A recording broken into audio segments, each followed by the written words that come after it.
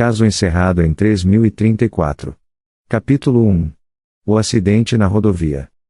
Não houve nenhum contato durante 43 anos, imaginamos que teriam perecido. 2 civis, os senhores Moori e Oazi, informaram uma colisão no túnel de ligação intersetorial, próximo à ponte que se conectava ao continente. Aparentemente um veículo se chocara com a proteção abobadada que levou a um vazamento de atmosfera controlada. O local foi selado pelo sistema automático de contenção, algo que impediu a passagem e a visão detalhada dos 2 condutores.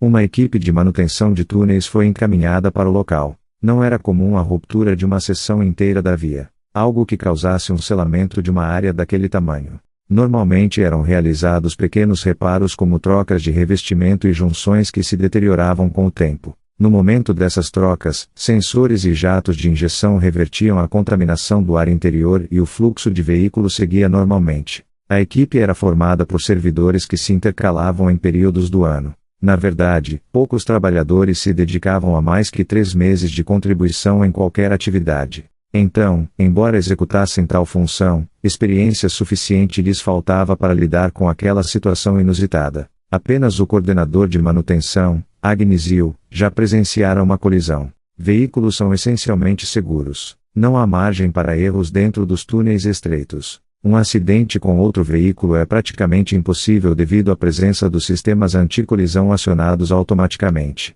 No entanto, um esbarrão lateral poderia acontecer caso um motorista se posicionasse deliberadamente em rota de choque com outro veículo e o sistema escolhesse o desvio para o lado oposto como alternativa de menor dano. Ainda assim, a ruptura da estrutura era quase impossível. No caso que o observara, havia apenas arranhões no revestimento e folgas nas junções intercambiáveis. Ao se deparar com o revestimento não rachado ou quebrado, mas derretido, ficara bastante intrigado. O veículo que causara a ruptura estava parcialmente destruído.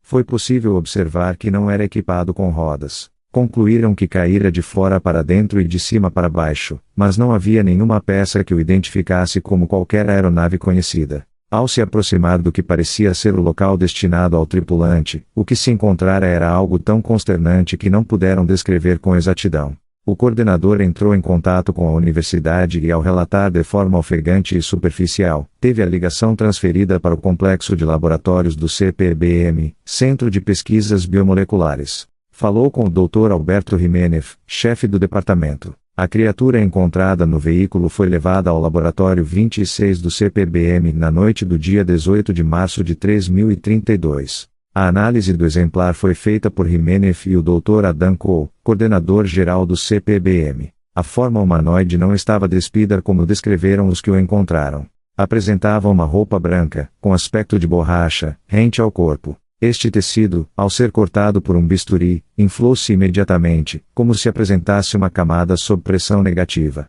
Na face, boca e narinas pequenas. A caixa torácica e abdômen aparentemente subdesenvolvidos. Ao examinar os olhos, uma constatação impressionante, não se encontrava esclera, apenas algo como uma grande íris negra. Descobriram então, tratar-se de mais uma camada protetora, como um segundo lance de pálpebras, de consistência córnea. Acreditaram que teria a serventia de filtro de luminosidade. O Dr. Jiménez prosseguiu com a incisão e ao entrar em contato com o aparelho respiratório defrontou-se com a terrível verdade: 7 glândulas anexadas à luz dos pulmões.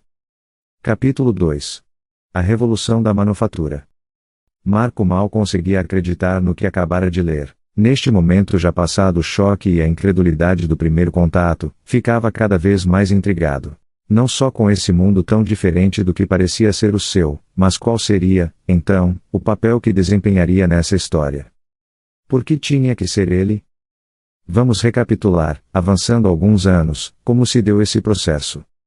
O aperfeiçoamento de 2 ferramentas tecnológicas gerou uma transformação no modo de vida do planeta. Elas aconteceram quase que concomitantemente, contribuindo mutuamente para o desenvolvimento uma da outra. A primeira, o assimilador molecular, uma evolução do conceito de impressão em 3 dimensões. Permitia a manufatura de qualquer matéria orgânica ou inorgânica utilizando apenas as informações constituintes do objeto a ser sintetizado. As informações poderiam ser extraídas de uma câmara de varredura na parte frontal do próprio aparelho. Esta possuía volume interno de 500 litros mais um adaptador com uma haste suspensa para estruturas de maior porte. Mas não só cópias presenciais de objetos conhecidos poderiam ser sintetizados. Estes constituintes eram passíveis de ser compartilhados ou baixados da Biblioteca Central. Um compêndio de todas as estruturas consideradas essenciais, patrimônios da humanidade e da natureza, como ar, água, frutas, verduras, plantas de cultivo permitido, madeira, partes de animais, polímeros, tecidos, vidro, metais, compostos químicos. A lista foi sendo atualizada ao longo de anos pelos primeiros usuários e qualquer item seria utilizado de forma gratuita. Poderiam ser, também, adquiridos no mercado comum de propriedade intelectual objetos como arte, medicamentos, roupas, receitas culinárias prontas, utensílios de cozinha, móveis, aparelhos de utilidade doméstica, peças para veículos, veículos inteiros sintetizados por partes. Enfim, tudo aquilo que algum dia foi idealizado por alguém e que ainda possuía direito ou patente. Contudo, esse processo requer uma grande quantidade de energia para síntese, refrigeração e manutenção da máquina, produção de matéria-prima e tratamento de resíduos do aparelho. Foi quando na segunda metade do século o conceito de produção de energia foi alçado a um novo patamar. O processo de fusão nuclear tornou-se viável. Estas duas descobertas, porém, trouxeram grandes transformações para a sociedade. A fusão nuclear apresentava riscos reais de execução. A construção das usinas em si já mobilizava uma quantia de recursos jamais cogitada por qualquer nação. No entanto, os benefícios seriam praticamente perpétuos. Havia, também, o receio quanto à manutenção do equipamento. Embora os estados soberanos mais ricos julgassem a si mesmos como aptos para abrigar uma unidade própria, era de comum senso que esse direito poderia ser requerido por países em desenvolvimento nas décadas posteriores. Entendiam que o processo seria banalizado, aumentando a possibilidade de falha. Em uma unidade capaz de gerar tamanha quantidade de energia, um erro operacional poderia resultar em uma catástrofe irreparável.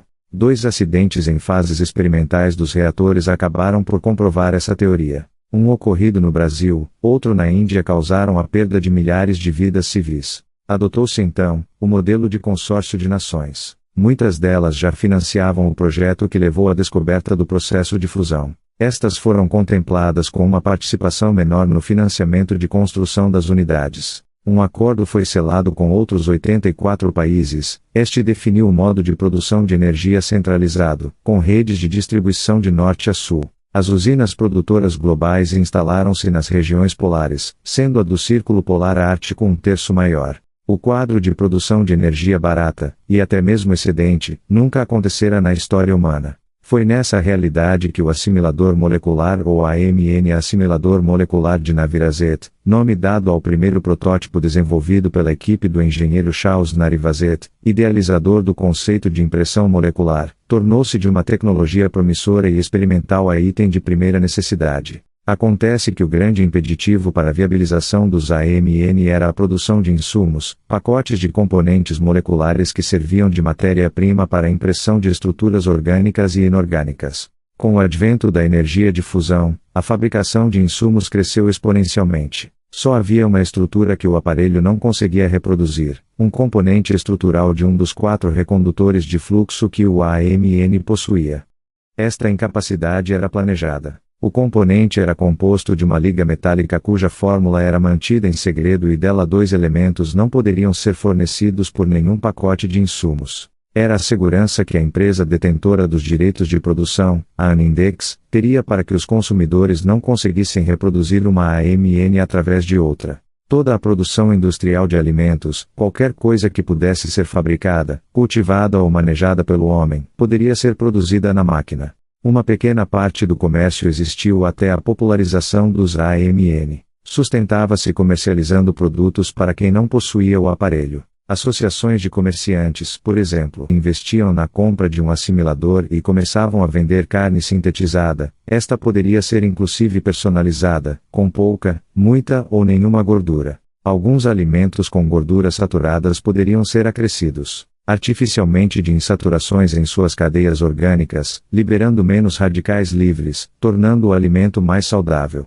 Algumas pessoas que possuíam dietas restritivas ao abate de animais poderiam, então, considerar consumir estes, já que se tratavam apenas de réplicas. Outros levantaram o risco não calculado que traria a nutrição advinda somente de alimentos artificiais. A Gaia Green, empresa criada por uma associação de nutricionistas e pequenos produtores, cultivava alimentos alternativos, feitos de forma natural. Prosperou por um curto período de tempo, principalmente entre determinados grupos da sociedade. O fato é que o preço, a praticidade e o sabor eram vantagens agregadas aos sintéticos. Estudos posteriores comprovariam que, além disso, são alimentos realmente mais saudáveis. Pouco a pouco empresas como a Gaia Green também foram extintas.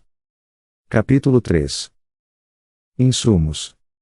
Insumos são refis de componentes moleculares utilizados pelos assimiladores para a fabricação de itens atrevidote. São armazenados em recipientes cilíndricos com milhares de microfilamentos, subdivisões onde os diferentes fragmentos moleculares são estocados. Estes fragmentos ficam mergulhados em recipientes inertes de consistência pastosa, adequados às cargas referentes a cada radicalismo. Existem 16 tipos de pacotes de insumos, 3 contendo íons de elementos inorgânicos e 13 com grupos de arranjos orgânicos.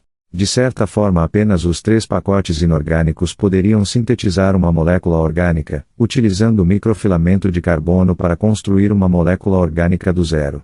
Mas esse processo se mostrava lento e dispendioso. Por esta razão, os demais pacotes orgânicos que continham radicais de hidrocarbonetos já pré-moldados eram escolhidos. No caso da fabricação de uma maçã, por exemplo, tomaremos como base uma síntese bastante simples, o sal de cozinha. Para se produzir um grão de sal, cloreto de sódio, seria necessária a união de um metal alcalino, pacote 1, com um halogênio, pacote 3. O assimilador não utilizava o composto em si, se tratava realmente de uma impressão a nível molecular, um íon de cada elemento, respeitando, inclusive, o espaço intermolecular de cada composto, bem como a isomeria e outras particularidades. A variedade de sintetizáveis não se limitou somente ao que já existia. O aparelho continha uma interface para experimentação. Com o tempo, as pessoas passaram a fabricar derivados de estruturas conhecidas. Alteravam o sabor e consistência de alimentos ou mantinham o sabor e alteravam os componentes nutricionais. Qualquer dieta calórica ou restritiva poderia ser seguida consumindo apenas alimentos que agradassem o paladar do usuário.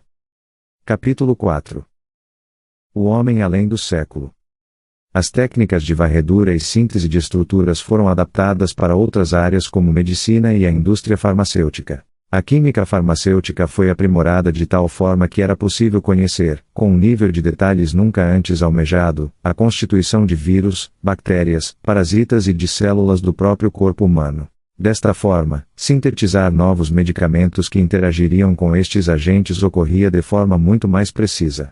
Isto elevou a expectativa de vida da população mundial em décadas. Mas foi a proposta de intervenção bioquímica de receptores S4 ou intervenção bioquímica de receptores de Sorum, nome dado em referência ao biólogo molecular Erland Sorum, que criou o conceito de fabricar um receptor que fosse comum a todas as células do corpo. Construído de forma orgânica como qualquer outro receptor de membrana natural, se utilizaria de mediadores químicos para alterar funções celulares. No entanto, atuaria de forma bem mais complexa e abrangente, podendo impedir ou acelerar a apoptose celular, protegendo o DNA da degeneração natural ou induzida por agentes externos, mobilizando células de defesa contra agentes infecciosos e impedindo o ataque do próprio organismo no caso de doenças autoimunes. Tudo isso poderia ser ativado quando fosse preciso. Funcionava como uma porta de entrada facilmente acessível ao organismo. Seria necessário, então, saber onde o problema se encontrava, direcionando a cura para qualquer doença e até mesmo impedindo o envelhecimento.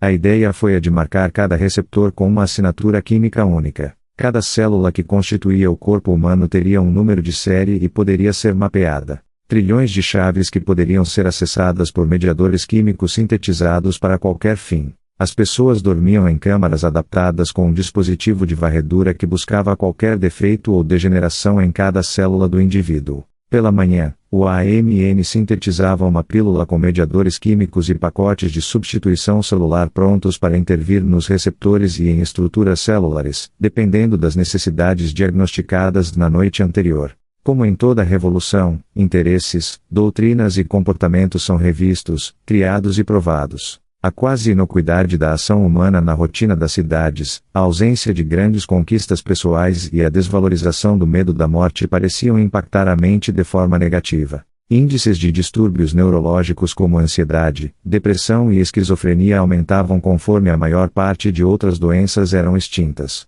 Esses fatos aparentavam estar intimamente conectados. Uma enfermeira britânica, Margaret Lewis, sofria de fortes dores de cabeça acompanhadas de frequentes devaneios. Relatou ao serviço de saúde que conseguia enxergar as pessoas à sua volta, mas as descrevia de forma diferente, como se não possuíssem olhos, apenas grandes órbitas de fundo negro. A senhora Lewis foi colocada em repouso e observação. Foram-lhe administrados medicamentos sedativo-hipnóticos que a fizeram dormir. No entanto, mesmo sob forte sedação, os sinais de ansiedade podiam ser observados, como se as alucinações persistissem durante seu sono. Os exames de sangue apresentavam, quase todos, valores normais, apenas a saturação de oxigênio parecia estar alterada. Como a paciente não estava utilizando respirador artificial, o médico de plantão entendeu que poderia tratar-se de um erro de coleta ou da leitura do aparelho. Pediu que este teste fosse refeito e anexou o pedido ao prontuário. Também sugeriu que a sedação fosse diminuída para avaliação da paciente. Com a diminuição da sedação, Margaret despertou naquela mesma noite. Ao acordar, encontrou o quarto do hospital com as luzes apagadas, olhou para o lado e viu um homem deitado de lado com as costas voltadas para ela. Acreditou tratar-se de seu marido, Joseph. Chamou por ele com a voz ainda frágil e engasgada. O homem virou-se lentamente e ela pôde observar uma pessoa sem face. Um buraco do tamanho de onde deveriam estar olhos, nariz e boca tomavam conta de suas feições. A criatura estendeu o braço em sua direção e seus dedos pareciam alongar-se tentando atingir o seu corpo. Um embate social e religioso surgiu quando seu marido tentou refabricar a esposa morta em seu assimilador. Já era sabido que a máquina poderia produzir tecidos orgânicos, portanto, em teoria, seria possível fabricar um ser humano. Mas o que separa um corpo humano vivo do não vivo não é apenas a quantidade e a conformação de moléculas presentes. Então a máquina produzia apenas cadáveres. Assustado, o homem contatou o resgate do hospital, que ao chegar e se deparar com dois corpos idênticos, gerou bastante repercussão. Meses depois descobriram um maníaco que fazia cópias de pessoas conhecidas e após vilipendiá-las, as descartava em uma vala escavada em um dos cômodos de sua casa. Esses, entre outros eventos, acarretaram em um controle e monitoramento de atividades relacionadas às sínteses orgânicas. Capítulo 5. Sobre sintetizar a vida. Essa questão foi um tema de prolongada discussão por muitos anos. O que separa um objeto inerte de um corpo vivo? O que faz um emaranhado de componentes químicos ter propósito? Produzir e consumir energia, fabricar cópias e evoluir. Estes conceitos não parecem ser destinados ao acaso. Experimentos em câmaras completamente fechadas já foram tentados no passado. Ainda que se reúna todos os elementos orgânicos necessários para a vida, uma vez esterilizado aquele ambiente interno, nenhum micro-organismo aparece espontaneamente a partir de uma sopa química. Salvo destes ensaios apenas as formas císticas, esporos, encapsulados e extremófilos que se resguardam da desintegração provocada por fatores naturais ou artificiais. Estes seres jamais estiveram mortos, mas sim em um estado parecido com o de hibernação. Porém, mesmo entre eles, uma vez retirado o fator abstrato da vida, é impossível devolvê-lo. Os assimiladores conseguiram um grau de exatidão nunca antes imaginado na reprodução de tecidos orgânicos. Vamos tomar como exemplo a síntese de uma parte de um tecido muscular perdido em um acidente. A máquina faria uma varredura da área afetada e um molde seria reconstruído a nível molecular, reproduzindo cada filamento de actina e miosina bem como tecidos conjuntivos e tendões adjacentes. A peça final se encaixava perfeitamente no local afetado. De início, o músculo reproduzido obedecia a todos os comandos do membro ao qual foi enxertado. Contudo, ao passar dos dias, se percebia uma mancha no local da inserção. O tecido não estava vivo, ele não conseguia se nutrir do sistema circulatório. A solução para isso foi a de criar uma nanopartícula capaz de substituir as células artificiais defeituosas, proteínas, desnaturadas e qualquer outro tipo de dano. Algo que o organismo faz diariamente com bastante naturalidade. Era inútil tentar reproduzir um ser humano, um animal ou qualquer outro ser vivo. Não há como atribuir consciência ou algum valor metafísico à matéria, por mais quimicamente fiel que seja a cópia. Capítulo 6. A catástrofe. A sociedade prosperou por um relativo curto período, como um platô antes do declínio de uma reação. É irônico que por muito tempo se julgasse a influência negativa do progresso que o homem trouxe ao planeta. Talvez por esse tipo de pensamento ninguém poderia prever o que viria a seguir. A ação humana na Terra, a produção de energia, cultivo de alimentos e promoção do modo de vida moderno, emitiam todos os anos toneladas de compostos de carbono no ar. Esses compostos acumularam-se em grande quantidade na atmosfera. Uma parte contribuindo como gás de efeito estufa, outra parte era convertida em oxigênio por plantas terrestres e algas marinhas. O que ninguém sabia é que esse acréscimo na oferta de dióxido de carbono levou a uma resposta do planeta. Saturados do gás, os organismos autótrofos que o consumiam, aumentavam gradualmente a taxa de conversão desde o início da Revolução Industrial. Não havia ou não se tornou notório nenhum estudo que comprovasse um aumento de fotossíntese. Com a ação do homem durante os séculos, as plantas se tornaram mais eficazes em transformar dióxido de carbono em oxigênio. Com o fim do cultivo de alimentos, produção industrial e principalmente mudança na matriz energética, a injeção de dióxido de carbono proveniente do homem caiu abruptamente na atmosfera. Os seres que faziam essa conversão já não trabalhavam com concentrações da era pré-industrial, então o desequilíbrio na troca foi inevitável. O planeta se tornou supersaturado de oxigênio em questão de meses. O equilíbrio no planeta é bastante parecido com o de um único organismo. Ao invés de tentar entender algo como positivo ou negativo, é preciso compreender que existem limites de concentração seguros de cada substância na natureza. O oxigênio é vital para o homem e os animais, mas em altas concentrações pode tornar-se venenoso. A solução emergencial foi o desenvolvimento de um injetor de atmosfera controlada que poderia ser sintetizado nos AMN. Este injetor manteria um ambiente fechado com ar respirável. Acontece que se tratava do início da produção de insumos moleculares. Menos de 10% da população possuía assimilador próprio. Quando os primeiros sinais apareceram, muitas pessoas começaram a ter alucinações, o que causou uma histeria coletiva. Os poucos que possuíam a tecnologia trancaram-se em suas casas. Os pequenos comércios locais fecharam e os que ficaram de fora pereceram. Capítulo 7. Fotossíntese. A vida na Terra, embora pareça frágil, já passou por inúmeros testes de quase esterilização do planeta. Impacto de corpos celestes, vulcanismo, clima extremo e outras formas de extinção em massa, por vezes deixaram o mundo no limite do deserto. Todos os eventos compartilham a característica comum de que o planeta conseguiu se curar posteriormente. A biosfera é capaz de absorver, entender as mudanças e se adaptar, por mais críticas que estas sejam. Mas isso não acontece necessariamente com as espécies. A maioria dos seres tem uma relação muito tênue entre os fatores que contribuem para sua prosperidade e a extinção inevitável. O tempo é um fator preponderante na adaptabilidade das espécies em face às mudanças ambientais. Gerações têm mais chances de sucesso do que um único indivíduo. Alguma característica se sobressai para o novo cenário e o sucesso deste espécime segue como regra para os que virão. O aparecimento do homem pode ser comparável com um evento de escala global para o equilíbrio do planeta. A humanidade transforma a natureza à sua necessidade. Por muito tempo se imaginava que a natureza sucumbiria passivamente à agressão humana.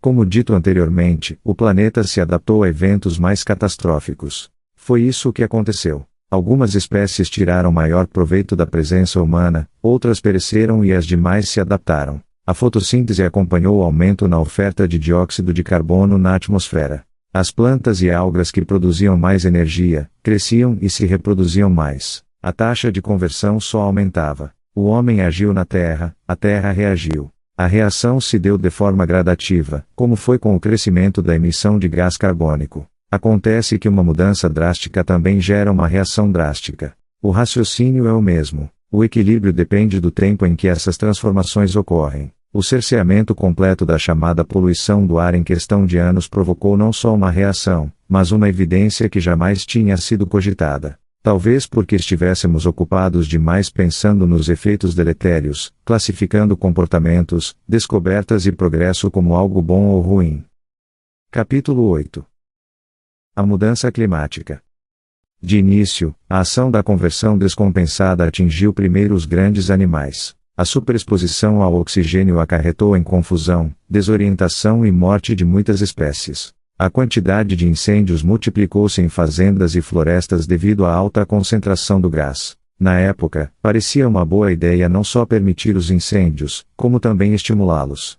Dessa forma, poderia-se injetar mais gás carbônico na atmosfera e destruir parte dos seres que estavam causando desequilíbrio. Mas isso comprovou-se inútil. A maior parte da conversão vinha das algas marinhas, e ainda que se cogitasse envenenar todos os oceanos como uma medida desesperada, não havia tempo hábil para isso. A redução drástica de um componente fundamental do efeito estufa acarretou em uma perda de calor nos 50 anos seguintes que diminuíram a temperatura global em uma escala nunca antes detectada pelos métodos atuais. Níveis estes só sugeridos nos testamentos de gelo, em eventos ocorridos há dezenas de milhares de anos no passado. Essa redução estendeu o diâmetro de gelo nas calotas polares. A cada ano as porções de massa branca avançavam para o mar em ambos os polos. A deflexão da luz solar para o espaço aumentava com a grande área branca que crescia. Assim, a Terra acabava recebendo cada vez menos calor irradiado. Esses processos somados à inoperância do efeito estufa se retroalimentavam. Quanto mais frio, mais gelo era criado. Essa camada cresceu em direção à linha do Equador até que se formasse apenas um vale separando as duas metades do globo. O planeta se tornara uma grande esfera de neve. A luz do dia poderia provocar sérios danos à visão. O mar branco que se estendia ao infinito refletia muita radiação. Todos os revestimentos não só das residências, como de pátios, centro de convivência e conexões recebiam filtros de luminosidade. Os trajes adaptados para pesquisa no território externo eram dotados de um equalizador de atmosfera, onde se poderia aproveitar parte do oxigênio externo para produzir um ar respirável, proteção contra o frio extremo e um filtro de luminosidade no visor. Capítulo 9. Os escolhidos de Svalbard. Restaram poucas pessoas em cidades isoladas, menos de 1 milhão na verdade. Não foram todos aqueles que detinham o assimilador que sobreviveram. Alguns estados sequer o possuíam em seu território. Residências e sedes de governo foram atacadas. Quando a sociedade se realinhou, estes indivíduos ficaram distantes entre si, dificultando a manutenção das linhas de distribuição de energia. A solução encontrada foi dividir a sociedade em duas comunidades próximas às usinas. Uma em Bergen, na Noruega, outra em Ushuaia, no sul da Argentina. As casas se tornaram contêineres de atmosfera controlada, interligados por túneis de superfície com teto transparente. Estes tubos levam a conexões maiores e estas a espaços públicos remanescentes como universidades. Embora algumas atividades não sejam mais necessárias pelo fim da manufatura, pessoas ainda trabalham. Algumas mantendo o funcionamento da usina, outras na produção de insumos. A maioria produzindo propriedade intelectual, alimentos, móveis e simuladores que podem ser adquiridos e sintetizados nos assimiladores. Duas comunidades separadas fisicamente. Eles se reuniam para um congresso anual. Revezavam, um ano no norte, outro no sul. Em 25 de janeiro de 2989, Richard Tegen apresentou o projeto do modulador de pH, um conjunto de 7 glândulas anexadas à luz dos pulmões tendo o objetivo de compensar a absorção excessiva de oxigênio e, desta forma, possibilitar a exposição à atmosfera. A anexação de estruturas artificiais ao corpo humano não é algo incomum. O uso de óculos, aparelhos auditivos e até mesmo de dispositivos invasivos como marca-passo cardíaco são exemplos disso. Mas todas essas tecnologias têm em comum um material inorgânico do qual são fabricadas. A implantação de um novo órgão, algo não natural, algo que não aperfeiçoava, potencializava ou suavizava uma função corporal, mas sim, criava um novo propósito, não foi recebida como avanço, mas como uma transgressão da natureza. Adepto da ideologia do Dr. Knies, Tegen mostrou-se profundamente irritado com a rejeição de sua obra. Ele acreditava que fazia parte do destino da espécie humana chegar ao nível tecnológico que lhe permitisse intervir em seu próprio processo evolutivo. No final daquele mesmo ano, um plebiscito foi realizado para discutir a implantação facultativa do modulador de pH àqueles que se mostraram tensionados à modificação e teve como resultado a derrota de Knies e Tegen com 1.817 votos a favor e 84.232 contra. No entanto, a aplicação da lei, portanto do plebiscito, concernia ao território da comunidade. Richard Tegen informou a Knies que possuía uma propriedade herdada de sua família antes da terceira concentração no território de Svalbard, no Mar do Norte, e que eles teriam energia suficiente para abrigar uma população de 60 pessoas por 8 meses. Assim o fizeram. Selecionaram 58 indivíduos, 20 homens e 38 mulheres dos 1.817 derrotados no plebiscito e partiram para o norte. Capítulo 10. A teoria de Knies. Edmund Knies, psicoarqueólogo, propôs que o pensamento humano atingiria seu auge entre os 85 e 90 anos de idade. Entendia que as gerações anteriores não teriam como alcançar o equilíbrio fundamental entre conhecimento acumulado, discernimento e capacidade fisiológica de processamento devido à deterioração das funções corporais pela idade. Sobre como a humanidade deveria proceder ao cataclismo, sua teoria baseava-se em 4 pontos. Dizia que para chegar ao estágio evolutivo em que chegamos, já utilizávamos de inclusões artificiais em nosso modo de vida. O desenvolvimento de tecnologias, indústria de alimentos e medicamentos já se caracterizava como alteração na seleção natural. De certa forma, os seres humanos já estavam trapaceando na evolução. Sobre o cataclismo, entendia apenas como um evento entre tantos outros motivados pelo acaso. Estes contribuíram para que a humanidade chegasse à conformação atual. A reposição celular, como é feita hoje, não seria algo maior ou condenável, uma vez que o transplante de órgãos poderia ser considerado uma extensão artificial de vida, algo que não foi questionado em outra época.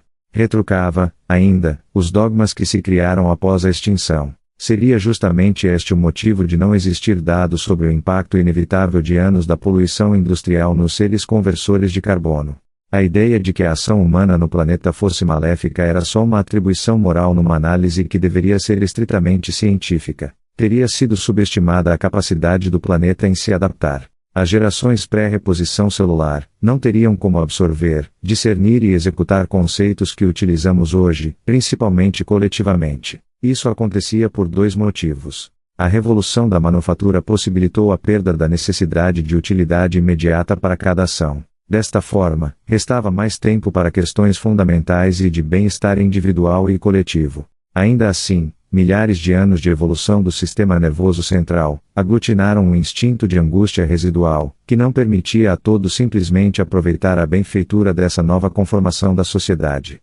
Foi então que, com a revolução biológica, se tornou possível observar que não bastava só a falta de estímulos negativos para que o cérebro humano se adaptasse à nova condição, mas toda uma vida de acúmulo de conhecimento e experiências que levassem o pensamento à maturidade plena. O avanço da idade, a degeneração natural do corpo acontecia cedo demais para que essas interconexões neurais fossem estabelecidas. Com o advento da extensão da vida, tornou-se viável ultrapassar essa barreira. Capítulo 11. Fendas temporais. Após a descoberta dos 11 fragmentos de interação, um cronograma foi estabelecido e os entrevistadores denominados de contatos foram escolhidos aleatoriamente. Teria que ser desta forma. Qualquer conhecimento sobre o conteúdo destes documentos tornaria todo o experimento descartável. Pela ordem cronológica do tempo futuro, o fragmento de marco seria o último a ser analisado. Esta não seguia necessariamente a sequência dos fatos no passado. Antes de tentar entender quais os motivos que levaram a civilização pós-cataclismo a buscar respostas no século XX, seria interessante compreender como tal mecânica se dava.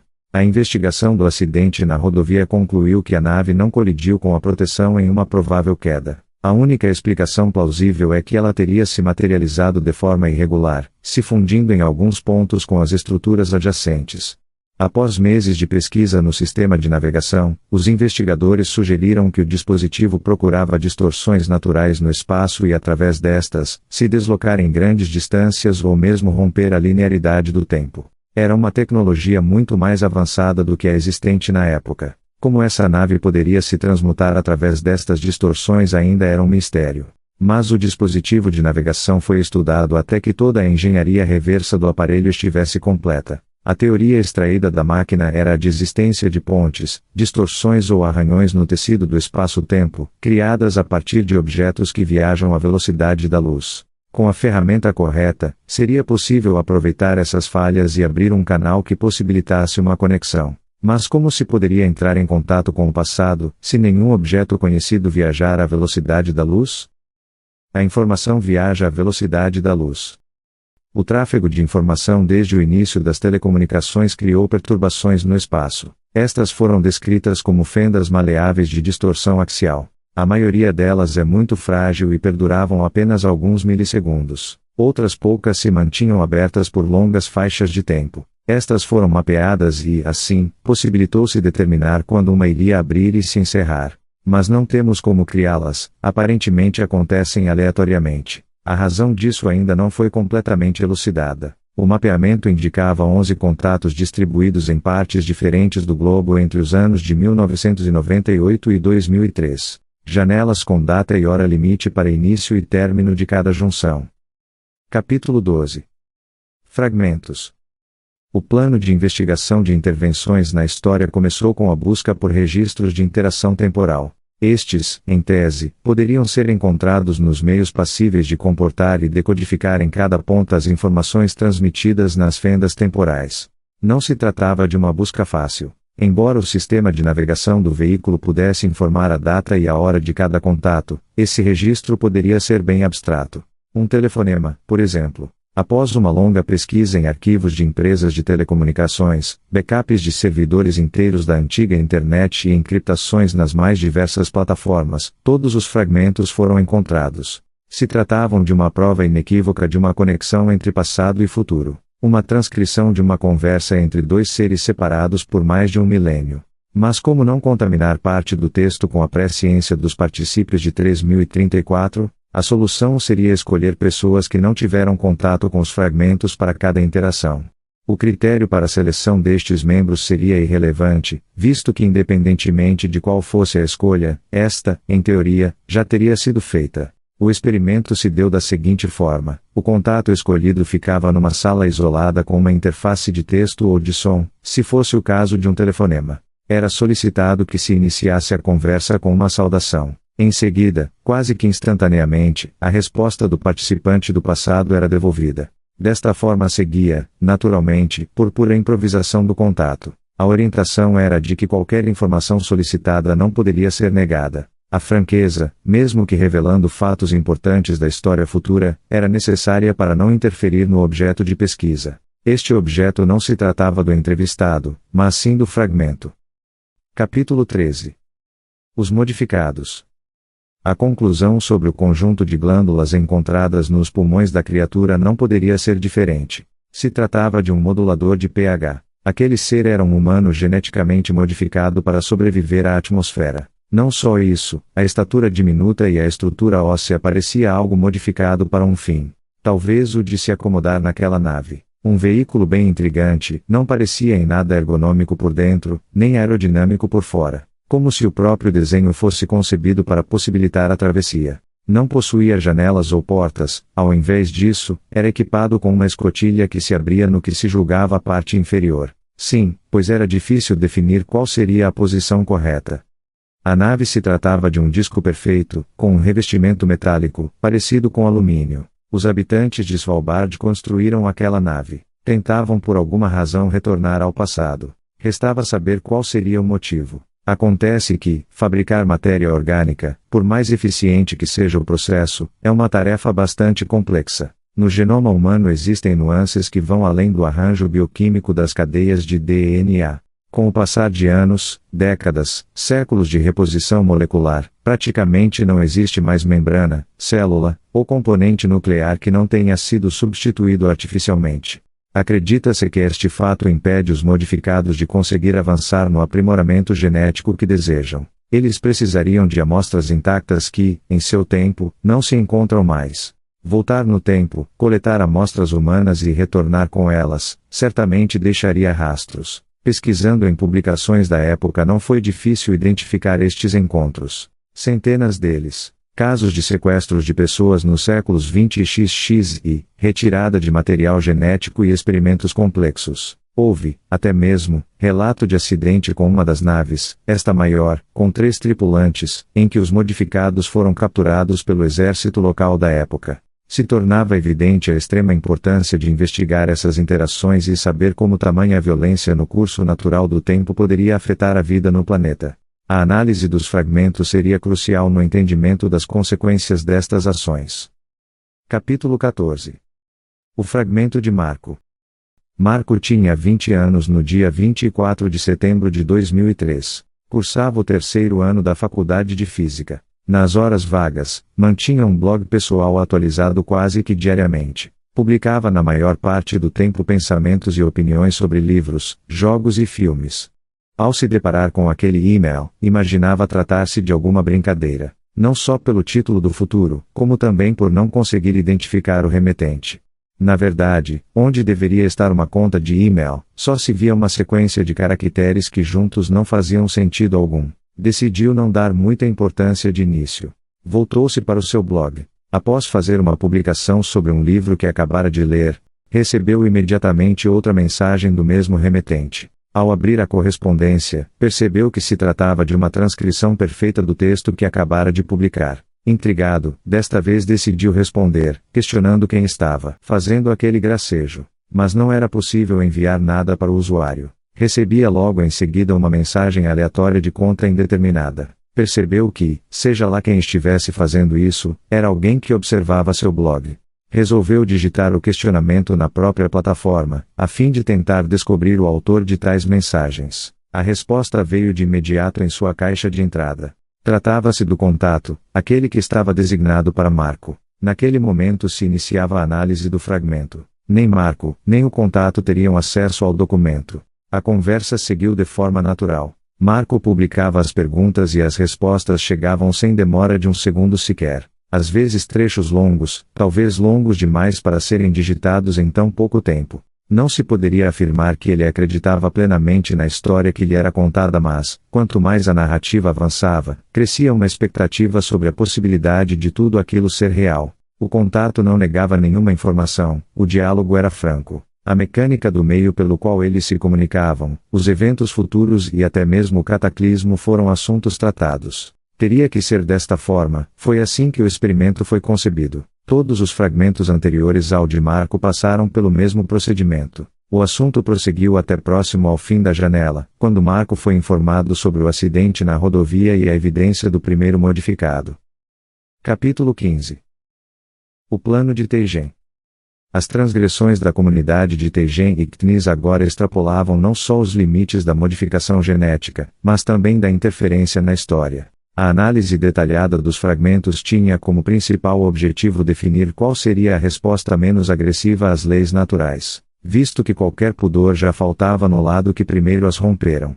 Ao mesmo tempo, não se poderia fugir da motivação desesperada pela qual os modificados tomaram aquela atitude. Sem novos componentes naturais a sua própria existência estaria ameaçada em poucos anos, não haveria como substituir os constituintes celulares só com estruturas artificiais. Mesmo um recém-nascido portava uma grande quantidade de arranjos moleculares artificiais, visto que os gametas também sofriam essa contaminação. Além disso, as crianças modificadas eram alteradas antes do próprio nascimento, todas as características fenópticas úteis para a sobrevivência no mundo externo já eram aparentes no feto em desenvolvimento. Alterações maiores, como a inclusão do modulador de pH no pulmão, eram realizadas por meio cirúrgico anos depois. No entanto, a questão da falta de material genético natural afetava a todos, de certa forma. A maneira abrupta de como se deu a alteração nos modificados, era apenas uma aceleração de um processo que toda a comunidade estava exposta desde o início do uso das pílulas de reposição. Talvez algumas décadas no futuro, todos os seres humanos tivessem que enfrentar o mesmo dilema. Capítulo 16. Ensaio sobre a necessidade de intervenção. Como uma última tentativa de violar a ordem natural da entrevista, os coordenadores adentraram a sala onde ocorria a interação temporal entre Marco e o contato. Na análise de todos os fragmentos anteriores, nenhuma hesitação sequer ocorreu na comparação entre o documento conhecido e a interação que se seguiu. Cada palavra se encaixava perfeitamente na transcrição prévia que os analistas detinham em mãos. Se tratava da porção final do último fragmento, colocar à prova inclusive as regras do próprio experimento seria o teste final para que se chegasse a uma conclusão irrefutável. Marco se questionava a esse momento, qual era a missão que lhe seria imputada para tentar impedir essa catástrofe. Questionava desesperadamente o que deveria fazer para que bilhões de pessoas não perdessem as suas vidas. O coordenador assumiu a interface e lhe respondeu prontamente. Não, Marco. Não se trata de um plano, um apelo ou uma missão. Estamos analisando o seu discurso. Após a análise de outras 10 evidências de interação com o passado iguais a esta, concluímos que não importa qual será a ação dos modificados no tempo passado ou futuro. Não há como alterar o curso da história. O que aconteceu, acontece e acontecerá. A própria existência deste momento, a sua ciência sobre os fatos se mostra irrelevante ou contribui com o fluxo inevitável do tempo. Eu sinto muito que alguém tenha que conviver com esse tipo de conhecimento sobre o seu próprio destino, mas não poderia ser de outra forma. Me sinto no dever de pelo menos encerrar qualquer dúvida que lhe pudesse atormentar pelos anos que se seguem. Neste momento, Marco recebe um último e-mail. Este sem nenhuma palavra escrita, apenas um arquivo de imagem. Tratava-se do fragmento, uma reprodução de suas palavras nos últimos momentos. Ao observar atentamente, percebeu que a imagem encontrava-se incompleta. Existia um pedaço superior de uma frase dita por Marco que foi cortado pelo limite da imagem. Mas Marco ainda não tinha digitado essa frase. Se o fragmento for real, ele precisa estar completo para que o destino seja realmente inevitável. Basta apenas nunca concluir aquela conversa. Talvez um evento dependesse do outro, talvez fosse uma evidência de que o coordenador do experimento estaria errado. De qualquer forma, seria uma esperança sobre a não concretização da catástrofe. Ele decidiu jamais enviar esta frase. Para se certificar, entrou em sua conta do blog e optou por se desfazer da publicação de uma vez por todas. Ao fechar a sua conta na plataforma, se deparou com uma frase padrão do servidor. Um conjunto de palavras abaixo de suas últimas postagens e que se encaixava perfeitamente com aquelas cortadas pela imagem do fragmento.